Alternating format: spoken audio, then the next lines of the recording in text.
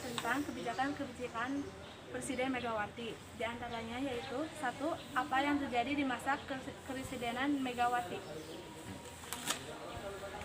Saya tanya dulu, Presiden Megawati presiden keberapa? Tahu nggak?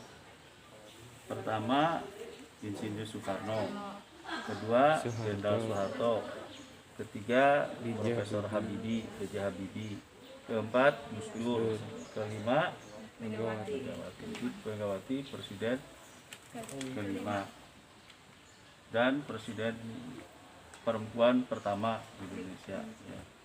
Kenapa Ibu Megawati bisa menjadi presiden, angkat jadi presiden? Itu karena menggantikan Presiden Gus Dur. Ya, Gus Dur itu namanya siapa? Ada yang tahu? Presiden Gus Dur itu panggilan ya. Namanya siapa? Ada yang tahu? Abdurrahman Wahid. Abdurrahman Wahid, Kiai Haji Abdurrahman Wahid. Gus Dur diturunkan oleh MPR, jabatannya dicabut mandatnya, maka wakilnya naik. Nah, kebetulan wakilnya pada waktu itu adalah Ibu Megawati. Jadi pada saat Gus Dur turun, nah wakilnya yang menggantikan, yaitu Ibu Megawati naik menjadi presiden. Tidak ada wakil presiden waktu itu, jadi hanya Ibu Megawati sebagai presiden. Kemudian pada masa Ibu Megawati itu sama dengan pada masa sebelumnya, masih pada masa krisis. Kita tahu di tahun 97-98 Presiden Soeharto turun, ganti Pak Habibie terus susun. Jadi masih pada masa reformasi dan masa krisis. Terjadi pada masa Megawati itu misalnya dalam bidang politik. Dalam bidang politik memang ada perbaikan, yaitu dengan adanya perubahan, melanjutkan ya sebetulnya, melanjutkan perubahan Undang-Undang Dasar 45 oleh MPR. Ini sebetulnya bukan presiden yang berperan, tapi MPR. Jadi MPR melanjutkan pembahasan tentang perubahan Undang-Undang Dasar 45. Jadi sekarang Undang-Undang Dasar 45 diamandemen. Jadi kita tahu perubahan Undang-Undang Dasar 45 itu tahun 99 sampai dengan 2002. Sedangkan Ibu Megawati tahun 2001 menjawab presiden. Dia menjawab presiden, dilanjutkan perubahan amandemen terhadap Undang-Undang Dasar 45. Kemudian juga melaksanakan amanat Undang-Undang Dasar 45 yang sudah dirubah tentang pemilihan presiden secara langsung. Jadi pada masa Ibu Megawati dengan cara menjual aset negara, disebutnya itu apa? Privatisasi. Artinya BUMN itu dijualnya bukan ke perusahaan negara sendiri, warga perusahaan Indonesia sendiri ataupun warga negara kita sendiri, tapi dijualnya ke luar negeri. Jadi yang membelinya adalah perusahaan komunikasi dari Singapura.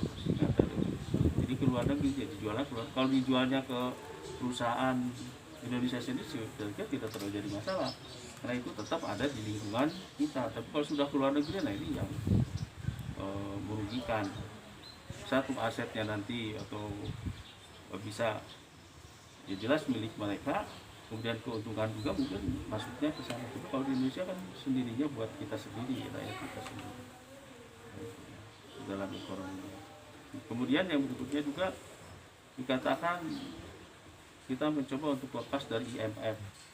IMF itu sebagai dana moneter internasional, itu perannya cukup penting waktu itu, mempengaruhi kebijakan ekonomi kita.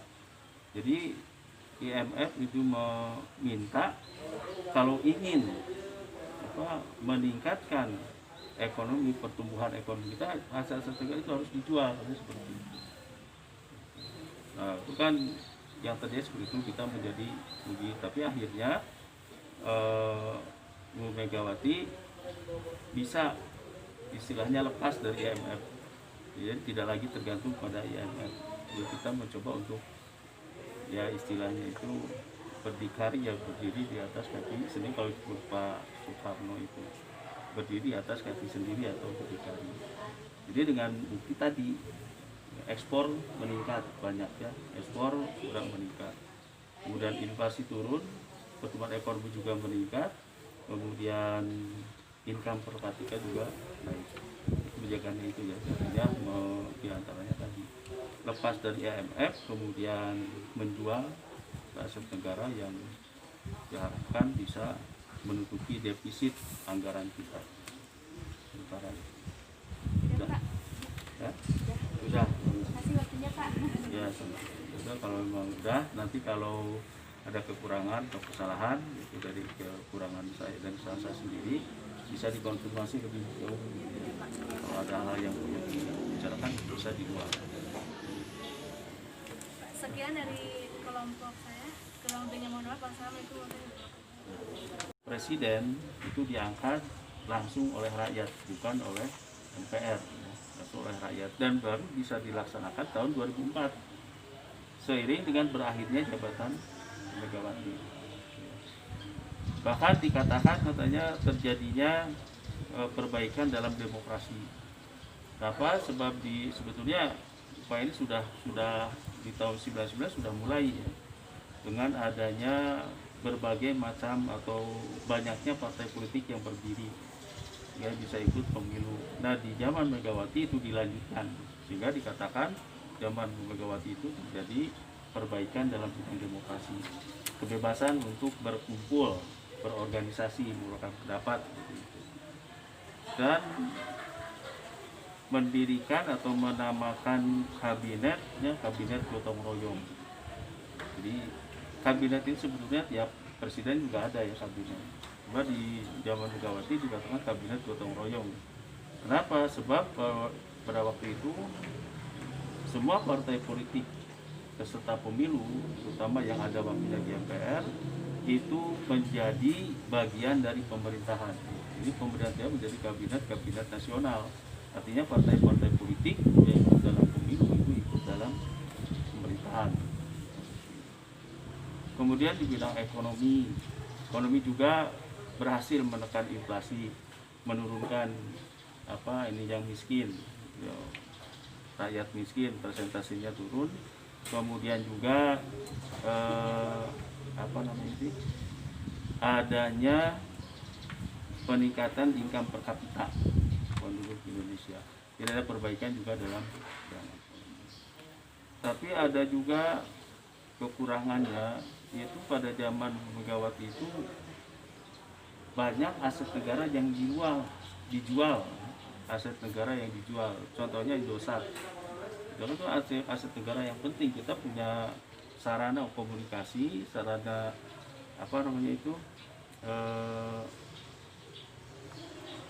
komunikasi dan informasi ya.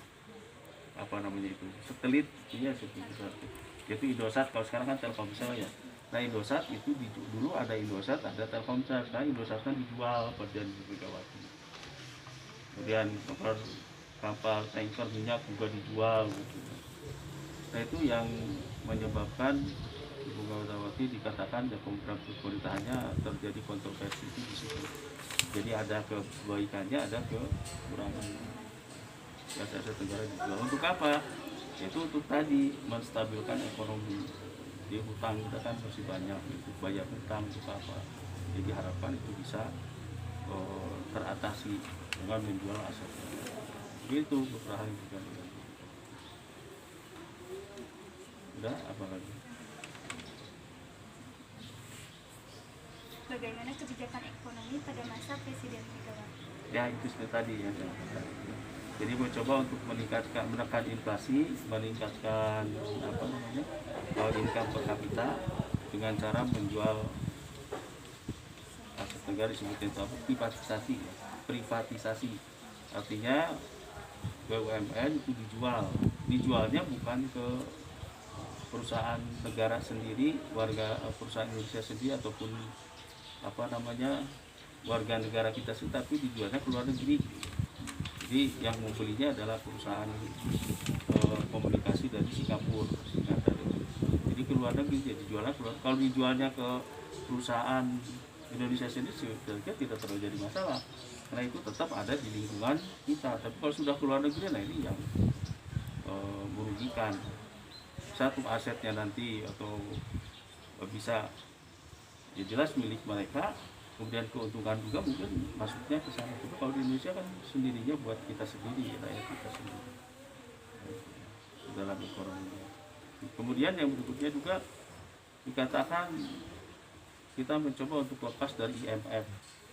IMF itu sebagai dana moneter internasional, itu perannya cukup penting waktu itu mempengaruhi kebijakan ekonomi kita. Jadi IMF itu meminta kalau ingin meningkatkan ekonomi, pertumbuhan ekonomi kita, aset-aset negara itu harus dijual, seperti itu. Nah, itu kan yang terjadi seperti itu, kita menjadi rugi. Tapi akhirnya